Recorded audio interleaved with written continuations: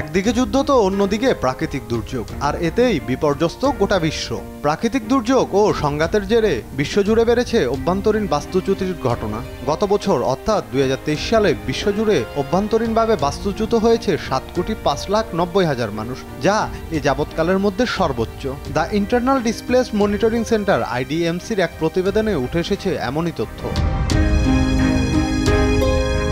অভ্যন্তরীণ বাস্তুচ্যুতি নিয়ে মঙ্গলবার বেসরকারি সংস্থাটি একটি প্রতিবেদন প্রকাশ করে। এতে বলা হয় 7,70,000 মানুষ বাস্তুচ্যুত হয়েছে প্রাকৃতিক দুর্যোগের কারণে, আর সংঘাতের জেরে বাস্তুচ্যুত হয়েছে 6,83,00,000 মানুষ। সুদান ও গাজা সংঘাতের জেরে বাস্তুচ্যুতির ঘটনা বেড়েছে বলে জানানো হয় ওই প্রতিবেদনে। IDMCর তথ্য মতে সংঘাতের জেরে সুদানে 60 লাখ, গণপ্রজাতন্ত্র কঙ্গোতে 37 লাখ মানুষ বাস্তুচ্যুত হয়েছে, আর ইসরায়েল ও হামাসের সংঘাতের জেরে গাজায় বাস্তুচ্যুত হয়েছে 34 লাখ মানুষ।